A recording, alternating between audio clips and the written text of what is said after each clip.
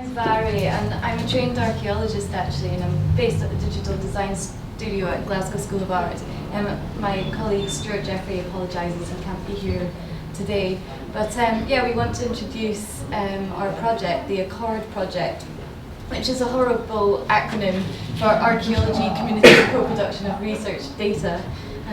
There's a lot of acronyms today, but I think I've changed the title as well from the published abstract. But this is a chance, we think, to reflect on our experience working with communities with 3D digital technology. We've only got to the end of February, so this is a good moment for us to reflect. We are AHRC funded through the Digital Transformations Programme. And as I say, we're running out in February. And we're working with various partners. So, as I said, it's led by the Digital Design Studio, but we were working with Sian, who's based at the University of Manchester, to capture social significance and value around the monuments we record together with the communities. The Royal Commission on the Ancient Historical Monuments of Scotland are a really important partner, as are Archaeology Scotland. They both have long-term relationships with the communities we're working with, so that helps with the legacy beyond Accord, because in a sense, our fieldwork has been a little bit quick and dirty, which is a shame, but often the nature of these short-term funded projects. So there is a sense that they will carry on and continue this work in some capacity beyond the Accord framework. So together with communities, we're using 3D digital technology. Again, another horrible acronym, RTI. I'll have a slide about that, but I'm not going to go into the technical details of these technologies today. It's just too boring, probably. And you need to learn out in the field anyway, and that's what Accord is about. Photogrammetry and 3D printing. We use primarily consumer-level technology. And that's really key, because a lot of these technologies now are so easy to use, freely accessible via the internet. You can just download a lot of the software yourselves. And they're based in photography mainly. So you've got a digital camera, most people carry one around in their pocket. Your smartphone is usually good enough for what we do. So and this is the idea that community groups themselves, once they learn how to do this, can take it on and continue it. Continue using these technologies in their practice. We're also integrating the models we create with statements of social value and contextual content. So this enriches the archive. So it's not just a lone 3D model sitting there online. They're going to be deposited on the Archaeology Data Service imminently, actually. We're nearly there with that. But it'll be a richer archive source, so it's not just a kind of isolated 3D model. This will become clear as I present, hopefully. But I just wanted to throw up this quote, because this sums up the sort of philosophy and ethos of Accord, really. It's a quote from Gabe Mashenka, who's, I think, based at UCL. We must recognise that archaeology is currently, in many respects, written by specialists and performed to a public audience. We must attempt to manipulate this discourse to counteract alienation and shallow passive consumption. And instead, as Accord have adopted this statement, we are all archaeologists now. Michael Shanks, who's a well-known archaeological provocateur, I suppose, has published this statement, and I think it has a lot of currency, and it kind of sums up how we go about our fieldwork and working with communities. I'll come back to that as well. So the research questions, again, the value of co-production. How does this change people's relationship to the site and object, so the site we choose to record together? We run focus group sessions. We spend time with the group. It probably takes about 3 days per group, but actually some sessions we went and left and then went back to continue fieldwork. So it's a very flexible process. And yeah, what are the barriers to digital technology? So we'll think about, often the barriers is, to go back to Gabriel Mashenka's quote, it's to do with language often. and this idea of expert and non-expert, and that's a real barrier, this idea of expertise. For example, that I've just taken that cutting from the guide online, which most people go to when they want to find out about RTI, which is reflectance transformation imaging. Ugh, I don't even understand half of that, honestly. It's really off-putting, all the words that are used, and it's not written for a general audience. Photogrammetry is the same, abstract diagrams. In practice, how does that work? I mean, that just makes no sense. Well, here's an example of RTI. I'm just going to get this video playing if it will let me. No. Oh yeah, there we are. So RTI is a technique, like I say, based in photography. And you have a shiny snooker ball, which I think you can just see in that image, sitting against the surface. It's in the top right corner. And you shine a light source over it, and that can be a handheld torch or LED light. And you take a series of photographs, as many as you can, and then a free software that you can download off the internet. I can provide links to this later. It combines all your images into one sophisticated file where you can actually not only move the light source around yourself. That's a video I've made of me moving the light source around interactively with the image. You can also change the surface quality, so you can make it look as if it's rained on the surface, and so on. Pull out the micaceous, shiny quality of the rock, and so on. So it's a fantastic analytical tool, and it's dead easy to do. This is photogrammetry. So essentially, that abstract diagram of the kind of object and then the circles drawn around it. In reality, you can use any digital camera that you have to hand. You can see a range of different digital cameras there in use, and you dance around the object essentially. You just need to make sure that your photographs, you take enough photographs all around, every angle you can, and you need to make sure they overlap. And then again, another software program, again there's lots of versions freely available online, will stitch all those photographs together and you have a 3D model. And in fact, you can then export that and 3D print from it. And I've got an example here of a 3D print if you want to pass around. It's not that stone actually, it's a Rhine stone crossing, but that was made by the Rhine Women Group. So it's a fantastic technique and very easy to do in the field. And again, it's about learning through doing. It's like magic, as Kathy says. So that actually was a really good example because they knew about this cut-marked slab existing in their community cooperatively owned woodland, but they couldn't locate it, but they had a potential target. So we thought, well, why not? Let's just quickly make a 3D model and see if that reveals anything. And bingo, it revealed the cut marks and key pattern on the stone. And this was the first time they'd seen it, so it's rediscovered this monument in their landscape. They've directed the pathway that they're currently, they redirected the pathway actually around the woodland to go past this monument now. So this has had benefits for the community. They see it now as a site where they can attract visitors to learn about their deep prehistoric past. We have worked with a diverse range of communities all across Scotland, including some non-traditional heritage groups. About 10 altogether, 10 community groups altogether have been involved with the cord.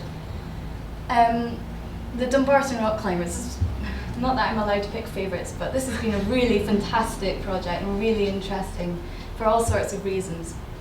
They actually were really keen to get involved with the cord to create an archive to legitimise their rock climbing heritage, so literally the rock climbing routes and the graffiti on those routes, which their climbs are named after, to legitimise that as a site of historical significance.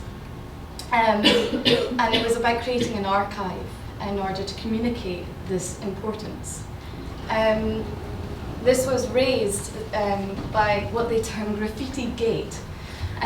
On top of the cliff face is a scheduled monument. It's the Dumbarton Castle, but it goes back at least to the 9th century AD. And Historic Scotland came along and wanted to clean the rock face off the graffiti. And the climbers got motivated and started conversation with Historic Scotland about how they didn't quite agree with that, and rather they wanted that preserved and documented. And you know, relationships were good and built up from that, and the discussion was built up with Royal Commission as well. That's how we got involved. So it's not negative, it's just that brought it to light, I suppose, the issue. So we recorded it using photogrammetry mainly, but we also used RTI. And they are now using these 3D models on their Dumbarton climbing website to communicate the heritage, but also as 3D rock climbing topo guides. So people can like practice their route virtually. And in fact, that's as far as I'll ever get, because I tried and I fell off that within 2 seconds. It's really hard climbing. You can see the poem here, that dates the 1970s to the first call kind of movement for independence, Scottish independence. So again, that's another reason why it's very topical and important to them now and recognised as a site of social significance. Here's another example. So we are currently writing with the climbers. They've been co-writers in this statement of significance, which is going to be added to the current scheduled monument description held with Historic Scotland in the National Monuments Record. So that's a nice outcome. And I think the language here is probably quite different to what you'd normally read in a statement of significance. It's quite touchy-feely, it's ephemeral, it's talking about very contemporary uses of the place, very contemporary issues. So that's a good project. This hopefully will show the kind of wow factor. If this works, hopefully.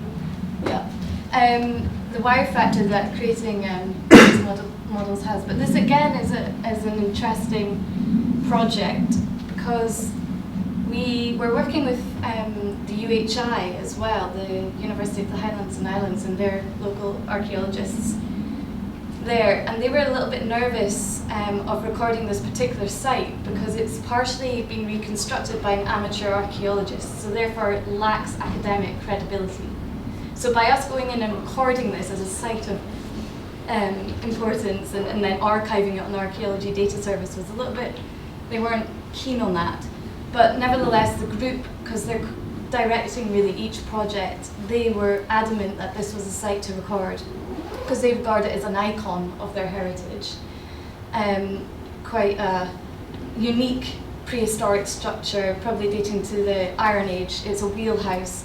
They're very particular to this part of Scotland, the Western Isles. So we recorded it with them, and this just essentially, it just raises the question, by recording and creating these 3D data sets, are we instilling a sense of authenticity to that object and to that monument and to that place? How does that transform that relationship? And we 3D printed it because we could. And again, another non-traditional heritage group. They're called the How Old Are You group, based in an estate outside Glasgow. Castlemilk is quite well known. And traditionally, this group, their activities have been focused on this kind of grand estate around here, which is a medieval, it dates back to the medieval times. It's actually the seat of the Stuarts, so Mary Queen of Scots and all that. So the history group based in Castlemilk were focused on that. But as we did some focus groups with the session, it quickly became clear that actually it was a contemporary, recent social past that was of more significance to them. This is a photograph they dug out to kind of sum up their sense of community, I suppose. So Castle Milk was turned into a housing estate in the 1950s eventually, post-war, and what is known locally as the Big Flit. People were moved, literally shipped out of a place called the Gorbals, it's quite a famous deprived area of Glasgow, out to Castle Milk, to this isolated community. And they had very little provisions. They had no churches, they had no shops, they had no buses into the centre of town. They were very isolated. So this is a makeshift church that they established themselves. And this has instilled a real strong sense of community, which you can still feel today, this sense of resilience in the community. So it was interesting that in the end, after our discussions, they decided that the best monument to record is this contemporary artwork done by Kenny Hunter. And this was put up as part of a Millennium Gateways project, a regeneration project around the area. And these stand on the gateways of the old medieval estate. But it's also a symbol of hope, of the future. It's also a blank canvas for identity. Sometimes he's a Celtic supporter, sometimes he's Hibs, and various strips. He gets graffitied constantly, but the community, everyone talks about this particular sculpture. So we got in touch with Kenny Hunter and he came along and we recorded and created this fantastic 3D model all together. So that was a really nice outcome.